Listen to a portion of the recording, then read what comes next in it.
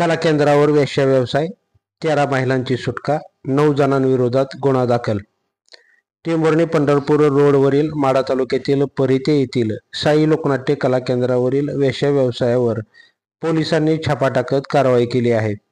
साई कला केंद्र परिते या ठिकाणी साई कला केंद्रावरील काही इसम व कला केंद्रातील पार्टी मालकीन या त्यांच्याकडे असलेल्या महिलांकडून वेश्या व्यवसाय करून घेत असल्याची माहिती गोपनीय बातमीदारामार्फत मिळाली होती। त्यानुसार IPS अंजना कृष्णन व टेंभुर्णी पोलीस स्टेशनचे पोलीस निरीक्षक नारायण पवार तसेच स्टाफद्वारे 29 एप्रिलला रात्रीच्या वेळी छापा टाकला। बनावट ग्राहक पाठवण्यात आला व वेश्या व्यवसायाबाबत बाब निष्पन्न झाल्याने पोलीस उपनिरीक्षक ज्योती गोविंद बैनवाड यांनी दिलेल्या फिर्यादीवरून राजकुमार प्रभाकर पवार राहणार परिते तालुका माढा, धीरज बाजीराव चौघे राहणार टेंभुर्णी, दादाराव सुरेश चव्हाण राहणार परिते तालुका माढा, रोहन श्रीकृष्ण चव्हाण व सचिन नवनाथ सावंत दोघेही राहणार परितेवाडी तालुका माढा, कविता लाला पवार राहणार टेंभुर्णी, रमा मधुकर शिंदे राहणार नागझरी परिसर अंबाजोगाई बीड, शारदा भिवा चंदनकर राहणार मोडणीम तालुका माढा, रिजवान दिलावर शेख राहणार खंडाळी तालुका अहमदपूर जिल्हा लातूर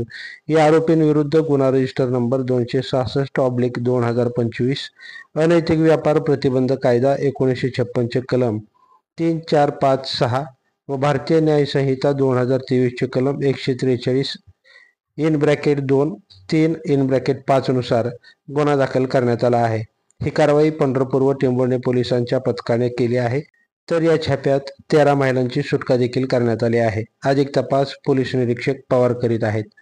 ताज्या घडामोडी जाणून घेण्यासाठी लाईव्ह महाराष्ट्र झोन न्यूजच्या यूट्यूब चॅनलला सबस्क्राईब करा, तसेच बेल आयकॉनवरती क्लिक करा।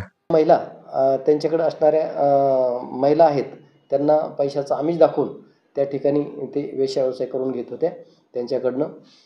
तर त्या ठिकाणी एकूण 13 महिला होत्या ज्या पीडित होत्या त्यांना, आणि जे 4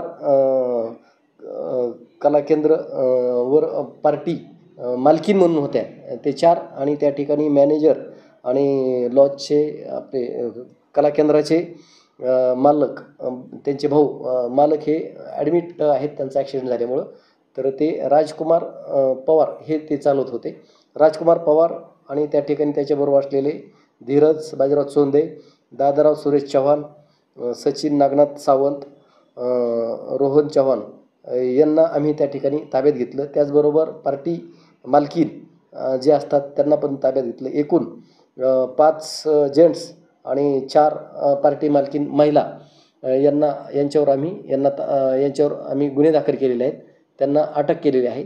पीडिता जे 13 आहेत त्यांना आम्ही महिला गृहामध्ये आम्ही शासकीय महिला वसतिगृहामध्ये आम्ही पाठवलेला आहे।